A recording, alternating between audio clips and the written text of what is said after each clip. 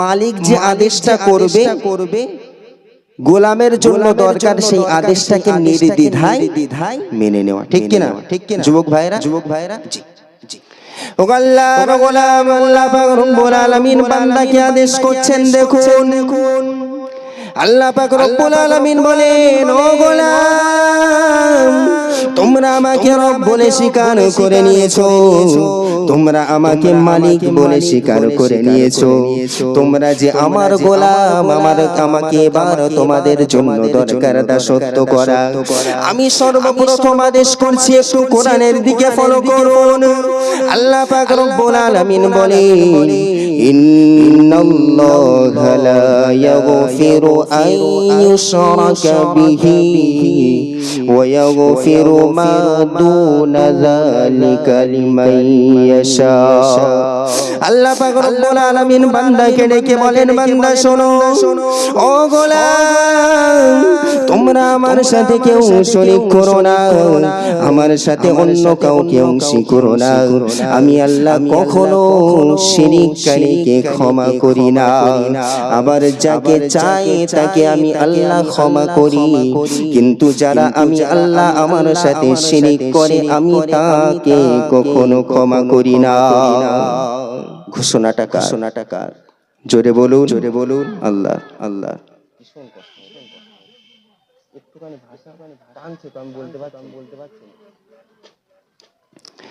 তাহলে এক নম্বর কি বললেন যে আমি আল্লাহ আমার সঙ্গে অন্য কাউকে তোমরা শরীক করো না।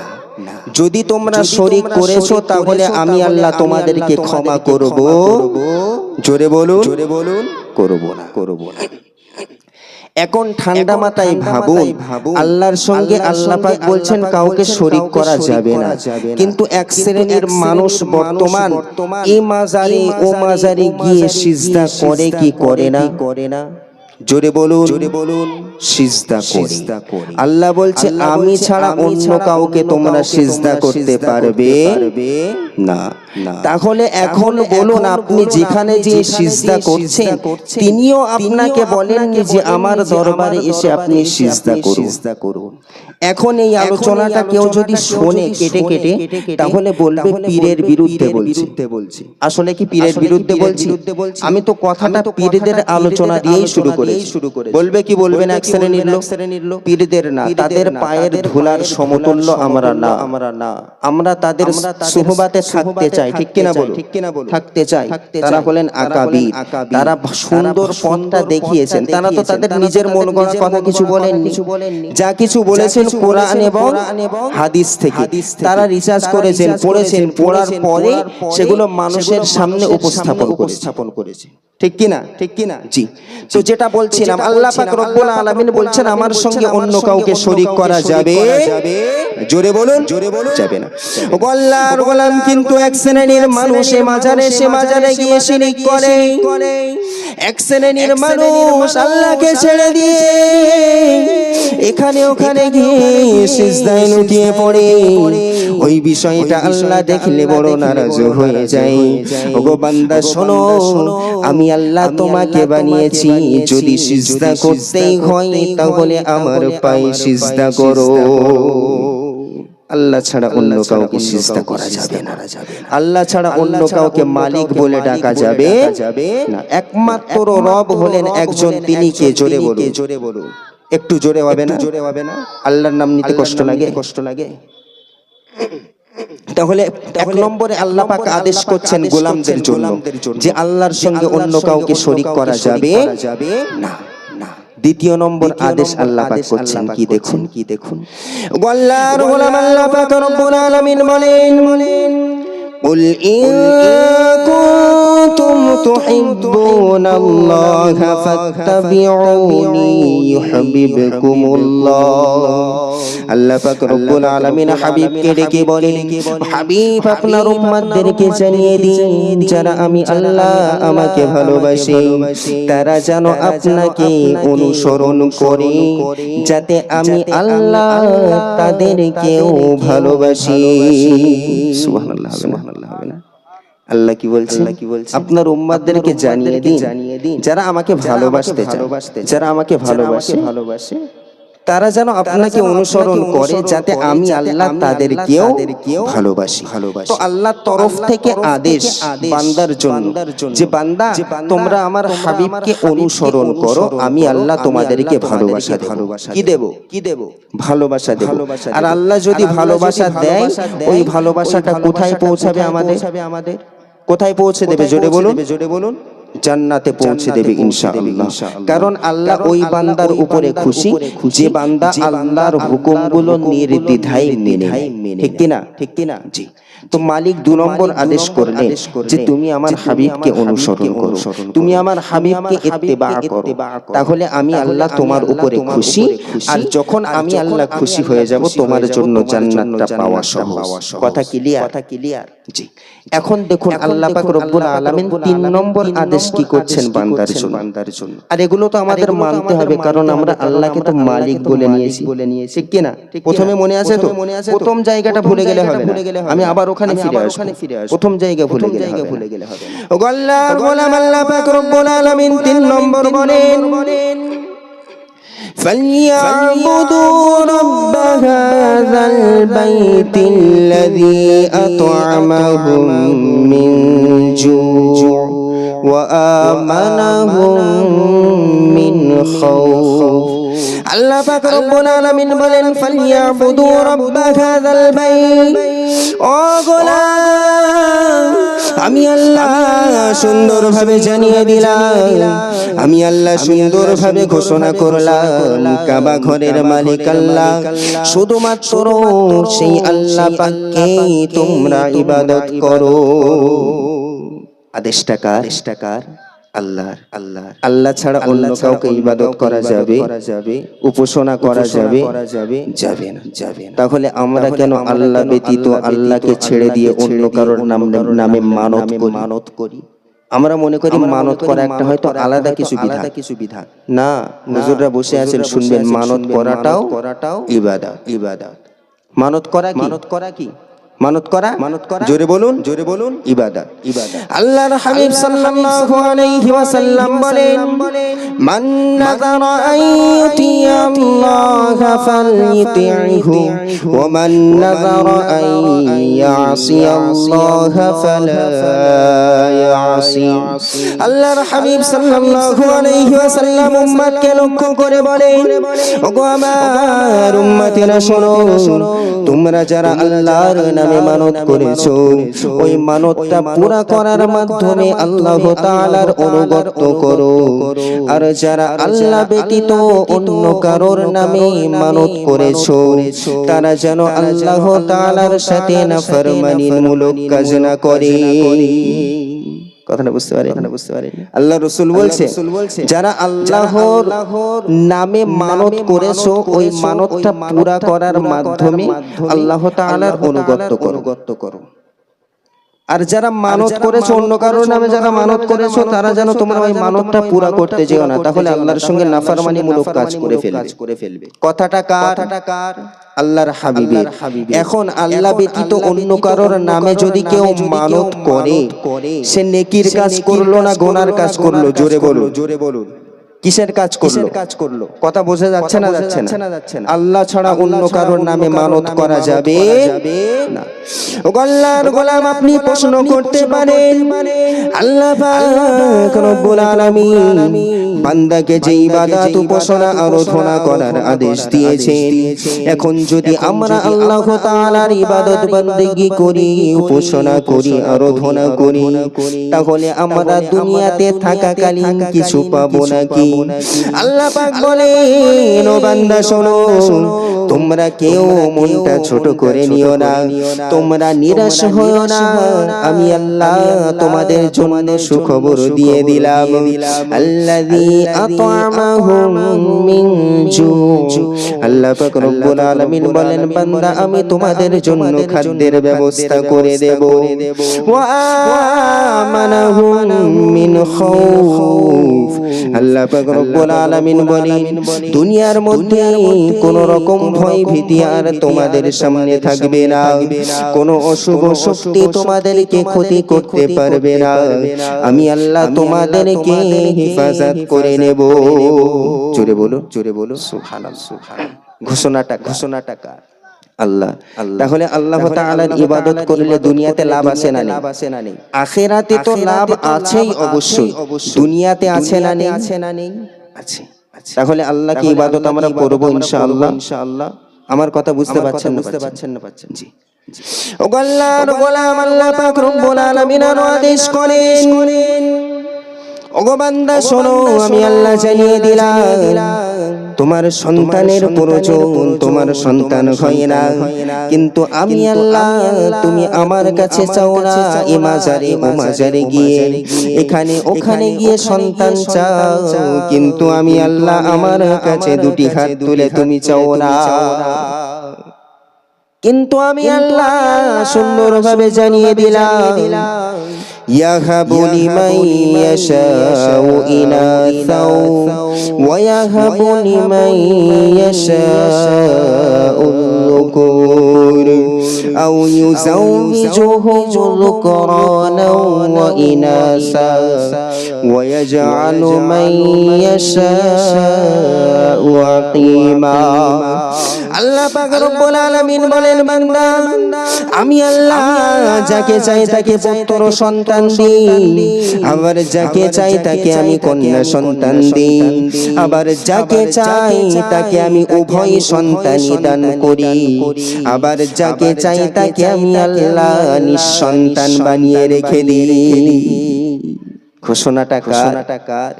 জোরে বলুন আল্লাহ।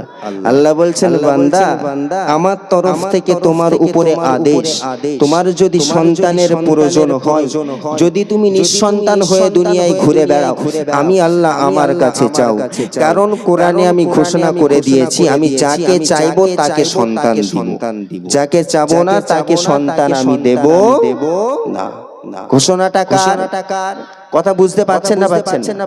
এখন কারো সন্তান হয় না, এখন আপনি আগে ডাক্তারের কাছে যাবেন না আগে আল্লাহর কাছে হাত তুলবেন? কার কাছে?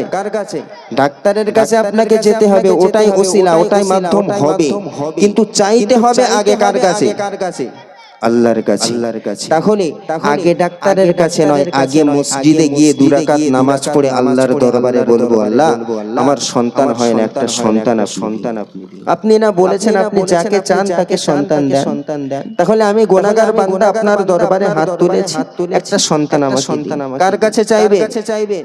আল্লাহর কাছে। ঘোষণাটা কার তরফ থেকে এসেছে? আল্লাহর তরফ থেকে। তাহলে আল্লাহ ব্যতীত আর কারোর কাছে কিছু চাওয়া যাবে না।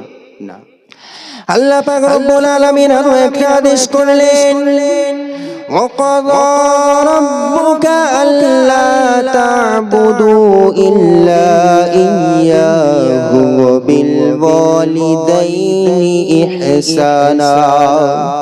আল্লাহ পাক রব্বুল আলামিন বলেন বান্দা সমস্ত ইবাদত উপাসনা আরাধনা আমি আল্লাহ শুধু আমার জন্য করতে হবে। তারপর পরে বলছে ওয়াবিল ওয়ালিদাইনি ইহসানা, এবং তোমাদের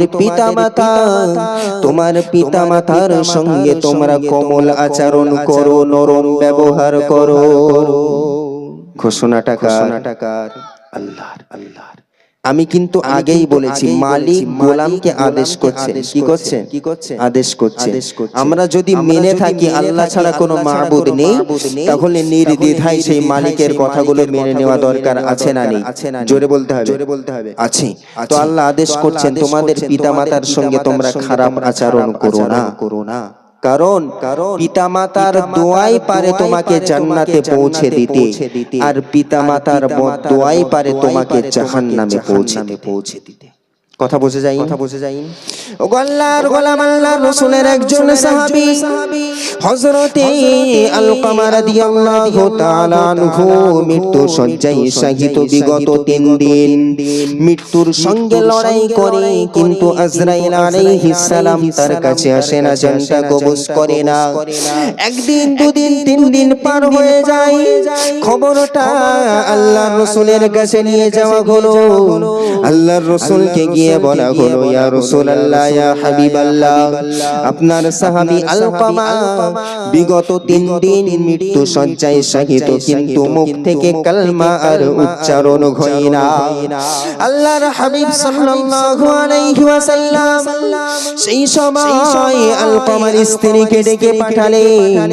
আলকামা রাদিয়াল্লাহু তাআলা আনহুর স্ত্রী আল্লাহর রাসূলের কাছে গেলেন। আল্লাহর হাবিব বলেন, ওগো আলকামার স্ত্রী, তুমি বলো তোমার স্বামী কেমন ছিল? আলকামার স্ত্রী বলেন, ইয়া রাসূলুল্লাহ, ইয়া হাবিবাল্লাহ, আমার স্বামী দুনিয়াতে খুব সুন্দরভাবে ভদ্রভাবে দুনিয়ায় চলাফেরা করত, আল্লাহ পাকের ইবাদত বান্দাগিতে মগ্ন থাকত, আল্লাহ পাকের কোরআন তেলাওয়াতে মগ্ন থাকত, আল্লাহ তাআলার জিকির আজকারে মগ্ন থাকত। হাবিব আপনি আপনার নামে দরুদ পাঠে ব্যস্ত থাকতো, কিন্তু আর কি করেছে আমি আর জানি না। আল্লাহর হাবিব সাল্লাল্লাহু আলাইহি ওয়াসাল্লাম বলেন, ওগো আলকামার স্ত্রী, আলকামার পিতামাতা কেউ বেঁচে আছে নাকি? আলকামার স্ত্রী বলেন, ইয়া রাসূলুল্লাহ, তার বাবা বেঁচে নেই, কিন্তু মা এখনো পর্যন্ত বেঁচে আছে। কে বেঁচে আছে? মা বেঁচে আছে। তো আল্লাহর রাসূল বলছে, তাহলে এক কাজ করো, আলকামার আম্মা জানকে আমার কাছে পাঠিয়ে দাও। আলকামা রাদিয়াল্লাহু তাআলা আনহুর আম্মা জানকে ডাকা হলো। আলকামার আম্মা জান আল্লাহর রাসূলের কাছে হাজির। আল্লাহর হাবিব বলেন, আম্মা জান, আপনি বলুন আপনার সন্তান কেমন?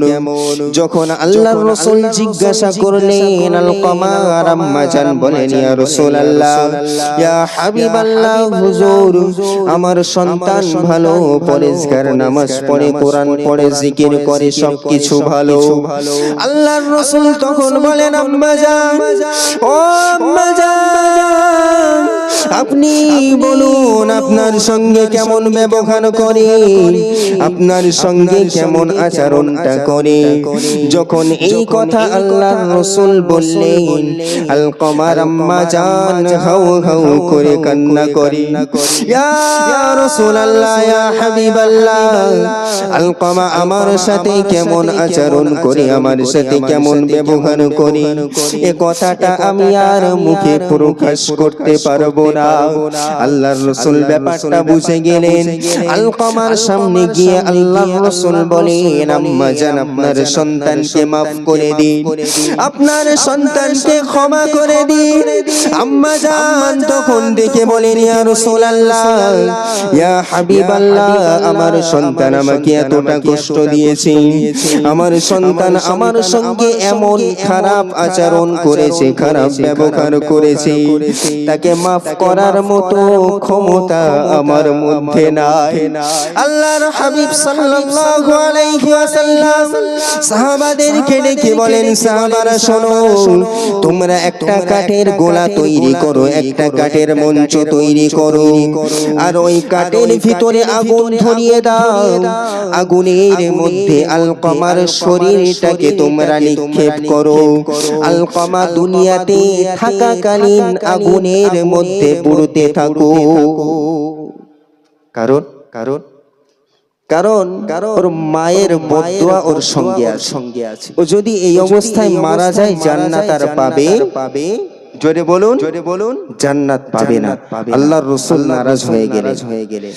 আল্লাহর হাবিব সাল্লাল্লাহু আলাইহি ওয়াসাল্লাম যখন এই কথা বললেন, আলকামা রাদিয়াল্লাহু তাআলা আনহুর আম্মা জান ছুটে ছুটে আল্লাহর রাসূলের কাছে এসে বললেন, ইয়া রাসূলুল্লাহ, ইয়া হাবিবাল্লাহ, আমার সন্তানকে আপনি আগুনের মধ্যে পুড়িয়ে দেবেন না, আমার সন্তানকে আগুনের ভিতরে পুড়িয়ে মারবেন না। ইয়া রাসূলুল্লাহ, আমার সন্তান আমার কাছে যতটা দোষ করেছে আমি আল্লাহর ওয়াস্তে তার তামাম ভুল ত্রুটিগুলো মাফ করে দিলাম। যখন এই কথাটা আম্মা জানের মুখ থেকে বার হলো, ওদিকে আলকামা রাদিয়াল্লাহু তাআলা আনহুর মুখ থেকে জারি হয়ে গেল, লা ইলাহা ইল্লাল্লাহু মুহাম্মাদুর রাসূলুল্লাহ সাল্লাল্লাহু আলাইহি। সুবহানাল্লাহ বলবেন না? এই আওয়াজ সবে 9টা বাজে। 9টার সময় এতটা ঝিমিয়ে গেলে তো এখনো পুরো জলসা বাকি। তো যাই হোক আলকামা রাদিয়াল্লাহু তাআলা আনহু তিনি একজন আল্লাহর রাসূলের সাহাবী ছিলেন। কি ছিলেন? আল্লাহর রাসূলের সাহাবী ছিলেন। তো তার মওতের সময় মুখ থেকে কালমা আর নসিব হচ্ছে না, কারণ মায়ের বদদুয়া তার সঙ্গে লেগে আছে।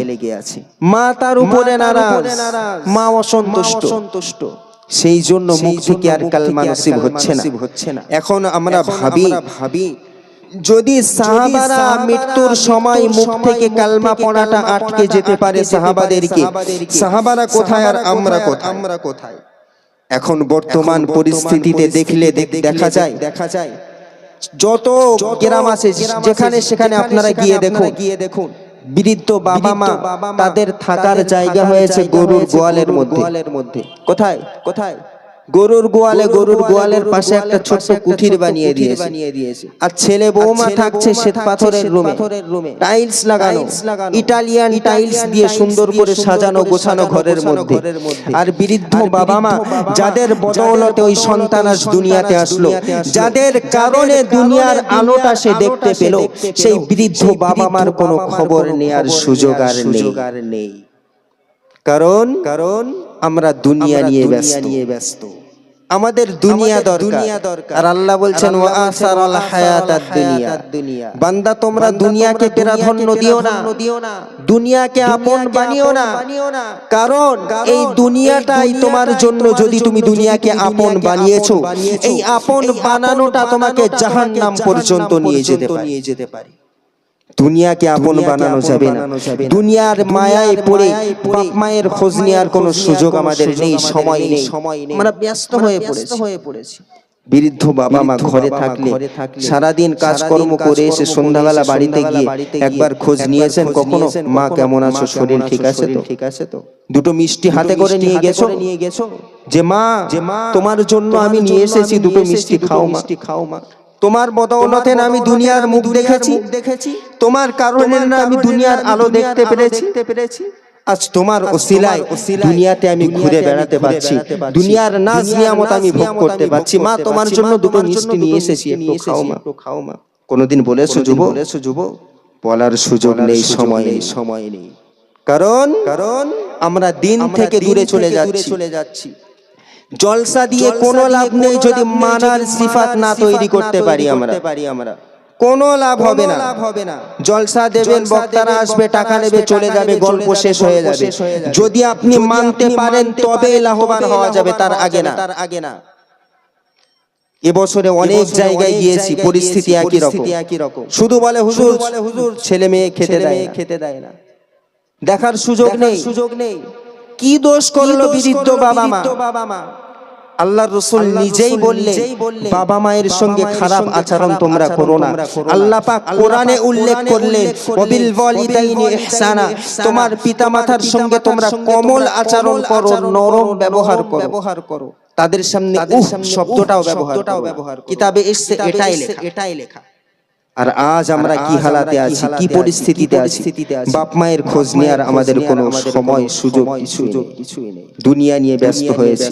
যুবক ভাইয়েরা, আমরা মেনে নিয়েছি আল্লাহ ইলাহা ইল্লাল্লাহ, আল্লাহ ছাড়া কোনো মাবুদ নেই, আল্লাহ ছাড়া কোনো উপাস্য নেই।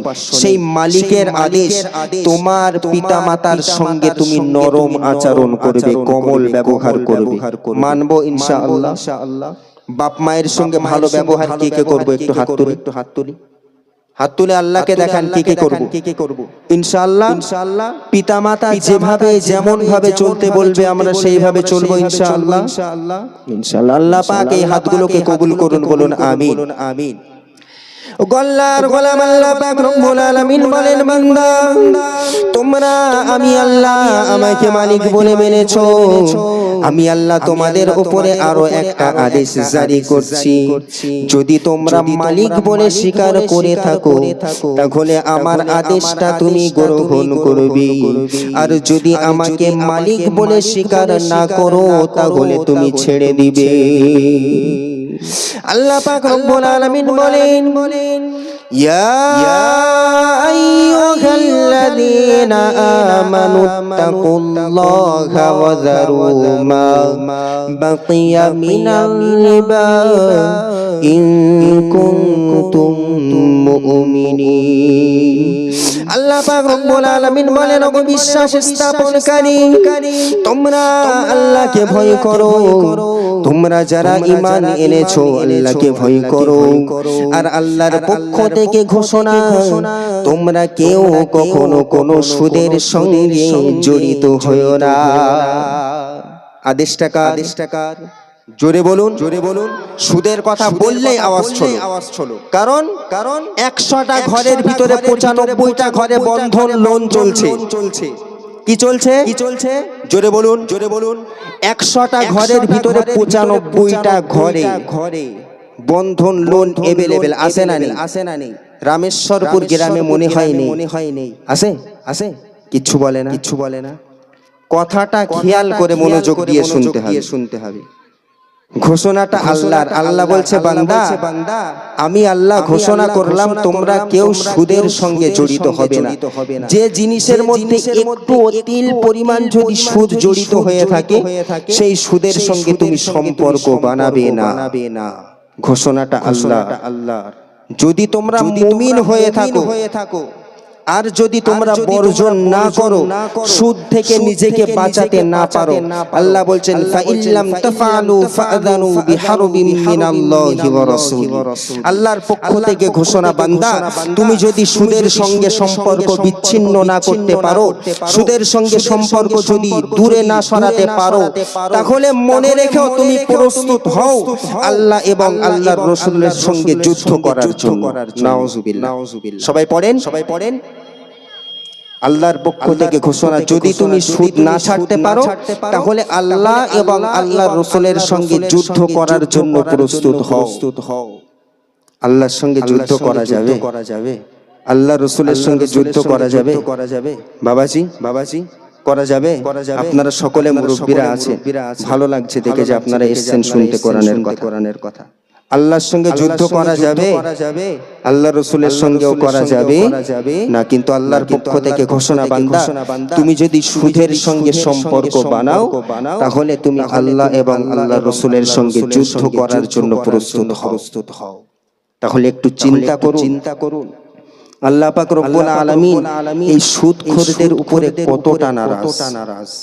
শুধু বন্ধন লোন না, আরো গাদা লোন, এইরকম লোন এভেলেবেল হয়ে গেছে। যেখানে যাবেন সেখানে সুদের চক্রান্ত চালানো হচ্ছে। কিভাবে আমরা ঈমান বাঁচাবো? কিভাবে ঈমান বাঁচাবো? আল্লাহর রাসূল 1500 বছর আগে ঘোষণা দিয়েছেন এক হাতে আগুন রাখা যেমন কষ্টকর, হাতের তালুতে আগুন রাখা, একটা আগুনের দোলা রাখা কষ্টকর, এই শেষ জামানায় ঈমানটাকে এরকম বাঁচিয়ে রাখা ঠিক ততটাই কষ্টকর। সেই জমানায় আমরা আছি বর্তমান, তবুও বাঁচানোর চেষ্টা করতে হবে যতটা পারা যায়। বন্ধন লোন বড় একটা চক্রান্ত, এটা হচ্ছে পশ্চিমাদের চাল। ওরা এই চালগুলো চালে, আমাদের মতো সাধারণ মানুষ এই চালের ফাঁদে আমরা পড়ে যাই। যারা আমরা এখানে আছি, যারা মাইকের আওয়াজ শুনছি, আমরা সকলের কাছে অনুরোধ করব মেহেরবানি করে যদি কোন রকম সুদের সঙ্গে আমাদের সম্পর্ক থেকে থাকে আল্লাহর ওয়াস্তে বলছি, আল্লাহর জন্য এই সুদের ব্যবসা, এই সুদের কারবারকে আমরা ত্যাগ করব ইনশাআল্লাহ। একটু জোরে বলুন ইনশাআল্লাহ। কারণ আল্লাহর পক্ষ থেকে ঘোষণা বাবাজি, আল্লাহ নারাজ, সুদখোরদের উপরে আল্লাহ নারাজ, এদের জন্য কঠিন আযাব অপেক্ষা করছে। কেন আমরা এই সমস্ত খারাপ কাজের সঙ্গে জড়িত হব? করব না ইনশাআল্লাহ। সকলে বলুন করব না ইনশাআল্লাহ। জি, তাহলে কয়েকটা আমি স্টেপ বলেছি। এখন আল্লাহ পাক রব্বুল আলামিন এই যে বিধানগুলো আমাদের উপরে জারি করলেন, কেন করলেন?